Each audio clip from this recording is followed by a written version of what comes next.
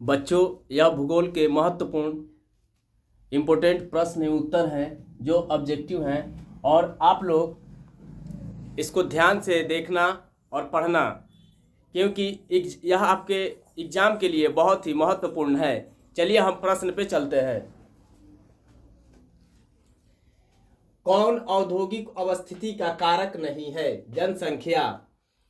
अब यहाँ पे क्या है कि दे रखा है उद्योग स्थापना करने के लिए क्या जरूरी नहीं है। तो आपको बाजार चाहिए, पूंजी चाहिए, उसके साथ साथ आपको विद्युत चाहिए, ऊर्जा आप कह सकते हो, लेकिन आपको जनसंख्या ज़्यादा भी हो कम भी हो चलेगा, जनसंख्या जरूरी नहीं है। उद्योग स्थापित करने के लिए 3 चीज़ें जरूरी है। ऑप्शन के हिसाब से आप आंसर देना। भारत में सबसे पहले स्थापित लौह इस्पात कारखाना कौन है? भारत में सबसे पहले लौह इस्पात कारखाना Tata iron and steel company, जिसको टिस्को के नाम से जाना जाता है, वही है, जिसको कहा जाता है भारत कहाँ गया? टाटा लोहा इस्पात कंपनी, टिस्को। पहली आधुनिक सूती मिल मुंबई में स्थापित की गई थी, क्योंकि यहां पे दे रखा है कि पहली आधुनिक सूती मिल मुंबई में ही स्थापित क्यों की गई थी? क्योंकि मुंबई एक पतन है। पतन बोले तो समुद्र से लगा हुआ है, जहाज से माल आने और ले जाने के लिए सुविधा था। यह कपास उत्पादक क्षेत्र है। यहाँ पे महाराष्ट्र में आपको मालूम है कि सबसे ज़्यादा कपास की खेती होती थी और सूती कपास से ही प्राप्त होता है।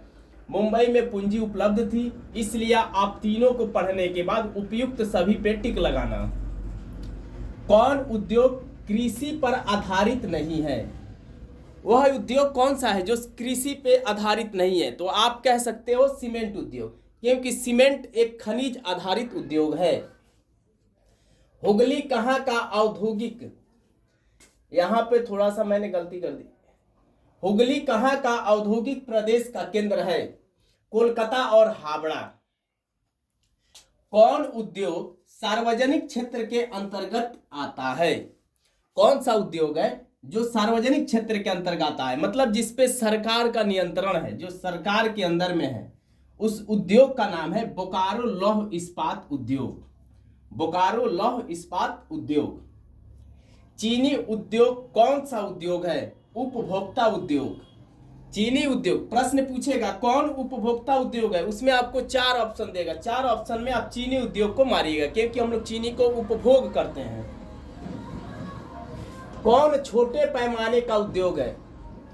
खिलौना उद्योग। भोपाल त्रासदी में किस गैस का रिसाव हुआ था?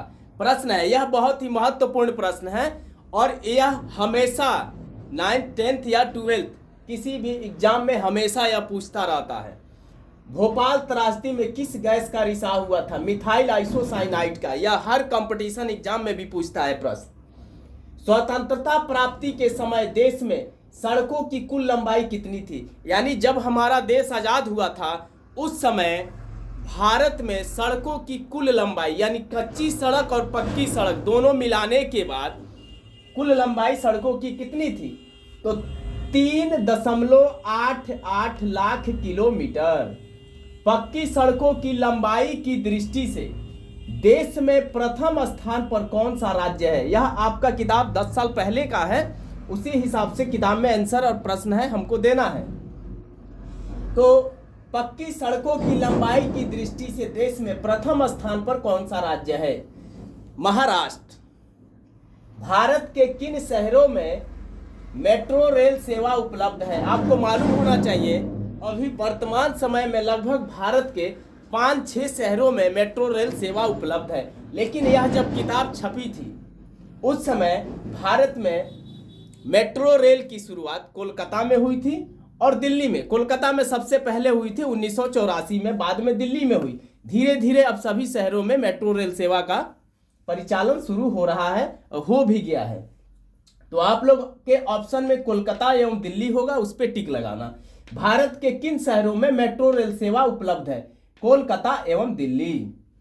किस वर्ष इंडियन एयरलाइंस को इंडियन नाम दिया गया? 2005 में।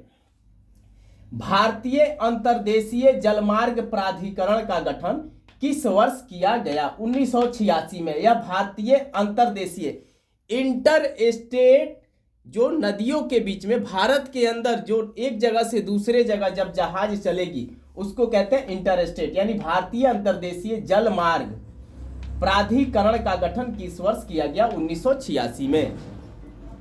एन्नौर पतन किस राज्य में स्थित है? तमिलनाडु में। एन्नौर पतन, इसको बंदरगाह बोलते हैं। एन्नौर पतन किस राज्य में स्थित है? तमिलनाडु में। तो आपने देखा आज के महत्वपूर्ण लगभग भूगोल के लगभग 10 या 20 प्रश्न हैं जिनको आप देखें और समझें। अगर यह प्रश्न अच्छा होगा एग्जाम के दृष्टि से तो मेरे हिसाब से बहुत ही बेहतर है। तो आप लोग बाबू इसको देखना और लाइक करना, शेयर करना और सब्सक्राइब करना। वीडियो बहुत ही अच्छा है। थैंक यू, धन्यवाद।